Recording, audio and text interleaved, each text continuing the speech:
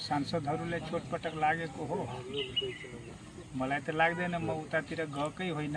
सबभन्दा ठुलो कुरो उहाँहरू आफै चाहिँ तपाईँको आउनु हो, उपसभामुखको चेम्बरमा बस्नु हो, फेरि चाहिँ तपाईँको लामै समयसम्म बस्नु हो उहाँहरू।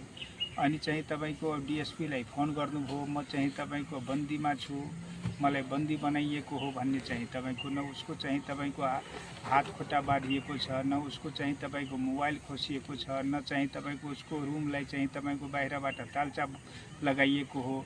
अनि उपसभामुखले चाहिँ त्यो कुरो भन्दैनन्। अनि उपसभामुखको चेम्बरमा बस्ने मान्छेहरू चाहिँ तपाईँको म बन्दी बनाएको हुँ भनेर सभामुखले फेरि उपसभामुखको नाम चाहिँ भनेको भए त हुन्थ्यो पनि, तर चाहिँ तपाईँको सभामुखले बन्दी बनाएको भन्ने विषयवस्तु गरेर अनि चाहिँ आफै फोन गरेर फेरि डिएसपीलाई बोलाउने, अनि डिएसपीको पछि लागेर चाहिँ जाने, अनि पत्रकारहरूलाई पनि गुमराह गर्ने, अनि सभामुखलाई पनि चाहिँ तपाईँको बदनाम गर्न कोसिस गर्ने। यो चाहिँ तपाईँको फजुल कुरो जुन छ नि, त्यसको पछि चाहिँ तपाईँको प्रदेश सभा म चाहिँ लाग्दिनँ हेर्नुहोस्, र तपाईँहरू पनि नलाग्नुहोस्।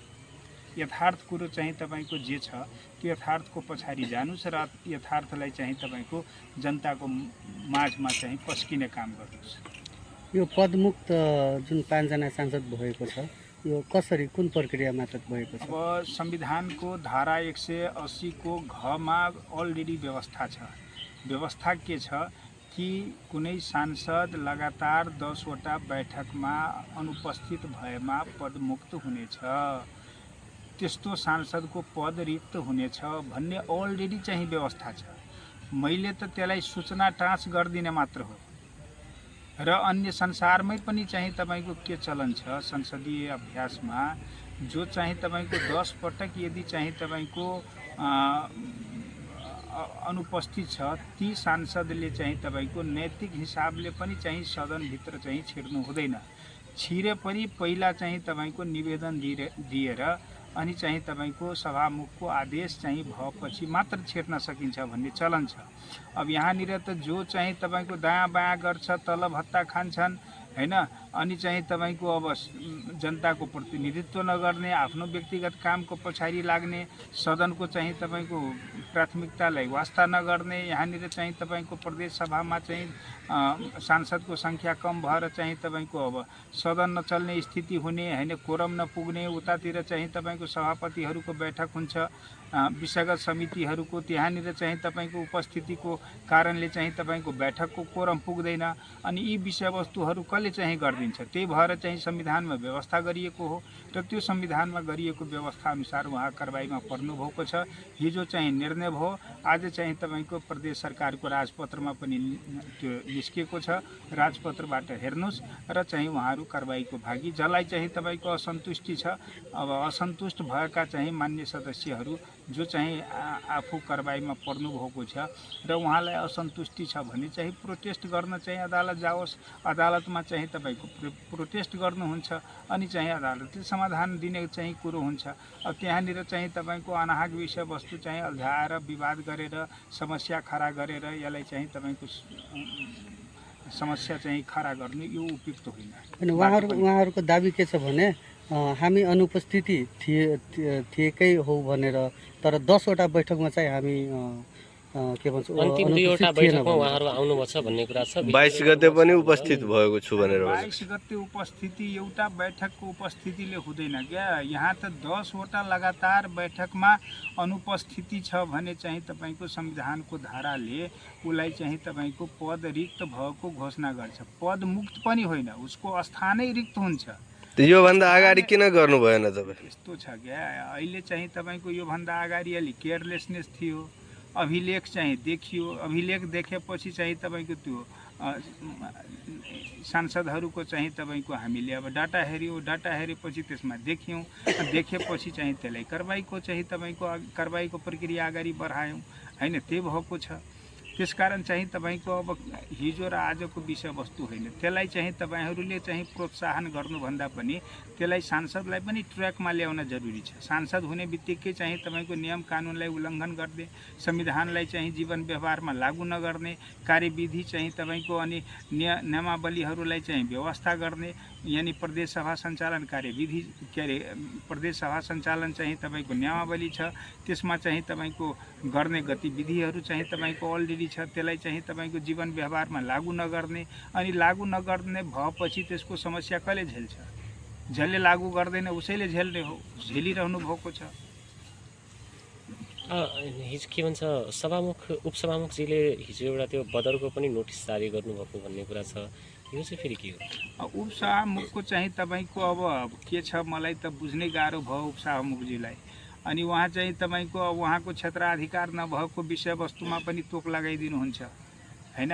अनि तोक लगाएर अब सचिवको चाहिँ तपाईँको सम्बोधन गरेर चाहिँ निवेदन दिन्छ, तोक चाहिँ उपसभामुखले लगाइदिन्छन्, नयाँ रजिस्टर खार गर्छ, अनि त्यसमा चाहिँ 1 नम्बर दर्ता लेखिदिन्छ हैन। त्यसमा पनि गणपूरक सङ्ख्या पुगेको छ कि छैन त्यो पनि ख्याल गर्नुहुन्न। गणपूरक सङ्ख्या भनेको चाहिँ 1/3 हो, त सम्पूर्ण सङ्ख्याको 1/3 के अरे 1/4 सङ्ख्या चाहिँ तपाईँको गणपूरक सङ्ख्या हो। त्यो के अरे जम्मा 7 जना चाहिँ प्रमुख सचेतकहरूको सिग्नेचरलाई मुख्य आधार बनाएर चाहिँ तपाईँको महाभियोगको प्रस्ताव दर्ता गर्नुहुन्छ। अनि चाहिँ तपाईँको अफिसको सिस्टम छ कि छैन?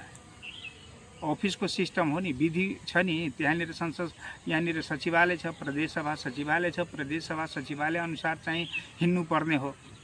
त्यसकारण चाहिँ तपाईँको उहाँले गर्नुभएको चाहिँ तपाईँको अब भनौँ नि अब के भन्ने, उहाँ एकदमै चाहिँ त्यसैले त चाहिँ तपाईँको 9 गणपूरक सङ्ख्या छ, त्यसमा इन्भ्यालिड छ, त्यसमा चाहिँ तपाईँको नयाँ रजिस्टर खार गरेको छ, त्यो चाहिँ तपाईँको फ्रडनेस हो, त्यो त विशुद्ध रूपमा फ्रडनेस हो नि।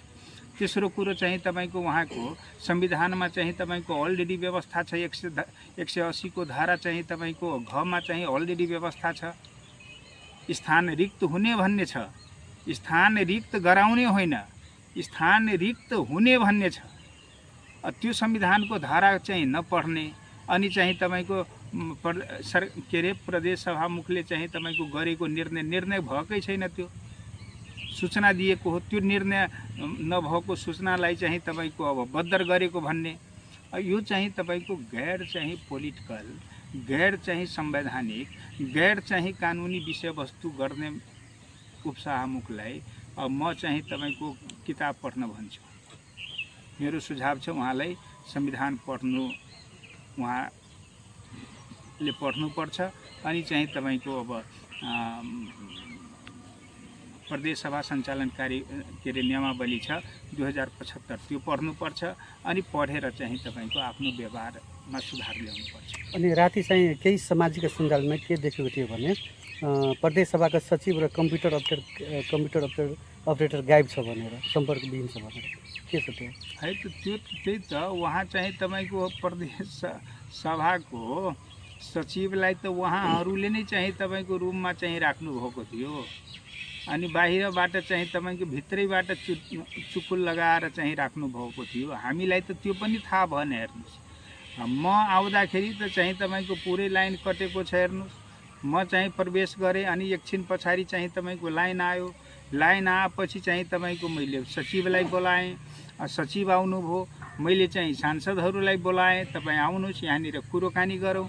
उहाँहरू आउन मान्नु भएन, आउन नमानेपछि उहाँ चाहिँ प्रदेश सभा उपसभामुखकै चाहिँ चेम्बरमा बस्नुभयो। अनि बसेपछि चाहिँ कहाँ के उहाँको चेम्बरमा के भयो, मैले चाहिँ यसो भिजुअल हेर्दाखेरि त मैले चिया नास्ता खाइरहेको मैले देखेँ हैन। झन्न चाहिँ तपाईँको हँसिलो चाहिँ मुद्रामा उहाँ फेरि चाहिँ बाहिर बजारमा हेर्दाखेरि त चाहिँ तपाईँको कुटियो भन्छ, कुटिँदा चाहिँ तपाईँको अब अपहरण गरियो भन्छ, बन्दी बनाइयो भन्छ, न उहाँको हात बाँधिया छ, न उहाँको मोबाइलमा चाहिँ त मोबाइल खोसिएको छ, न चाहिँ तपाईँको बाहिरबाट चाहिँ ताला लगाइएको छ। अनि चाहिँ तपाईँको बेकारको विषयवस्तु ल्याएर चाहिँ तपाईँहरूलाई पनि गुमराह गरेको छ। हामी पनि चाहिँ तपाईँको लज्जित फिल गर्नु परेको छ हामीले पनि। त्यो स्थिति छ। त्यो भ्रामक प्रचार प्रसारको पछाडि जानु हुँदैन। हामी चाहिँ सत्य तथ्य चाहिँ बुझ्न जरुरी छ। तथ्य मार्फत सत्य खोज्नुहोस् तपाईँहरू पनि, अनि चाहिँ सत्यको पछाडि लड्नुहोस्, अनि मात्र चाहिँ समाज अग्रगतिमा अगाडि बढ्छ। अनि त्यतिखेर सायद नोटिस निकाल्नु पर्ने आवश्यक थियो होला। नोटिस यस्तो छ क्या, नोटिस चाहिँ तपाईँको प्रदेश सभालाई कतिखेर नोटिस निकाल्ने उहाँले सिकाउने विषयवस्तु भएन। हैन। उहाँले त हामीले त्यहाँनिरको वातावरण कसरी चाहिँ सन्तुलित हुन्छ, कसरी चाहिँ तपाईँको व्यवस्थित गर्ने त्यो मुख्य कुरो हामीले चाहिँ तपाईँको त्यसको आधारमा गरेका छौँ। मुख्यत चाहिँ तपाईँको उहाँहरूले पनि रियलाइज गर्ने कुरो के भयो, उहाँले बुझ्ने कुरो के भयो कि हामी 10 वटा बैठकमा निरन्तर यदि अनुपस्थित छौँ भने स्वतः चाहिँ तपाईँको पद रिक्त हुने व्यवस्था छ। त्यो संवैधानिक व्यवस्था हो। त्यो व्यवस्था चाहिँ तपाईँको उहाँले मान्नु पर्यो। मानेर उहाँ चाहिँ तपाईँको आउनुहुन्छ, अब उहाँलाई प्रमाणित गरेर चाहिँ हाजिरी दिइन्छ, हैन म त लिन्न भन्छ। अनि चाहिँ प्रमाणित गरेको हाजिरी चाहिँ अफिसले प्रमाणित गरेको हाजिरी दिएपछि त उहाँलाई त आधार भयो नि, मान्नुहुन्न उहाँ। अब यसरी चाहिँ तपाईँको झमेला गर्ने काम गरेपछि चाहिँ के भन्छ। हुन्छ।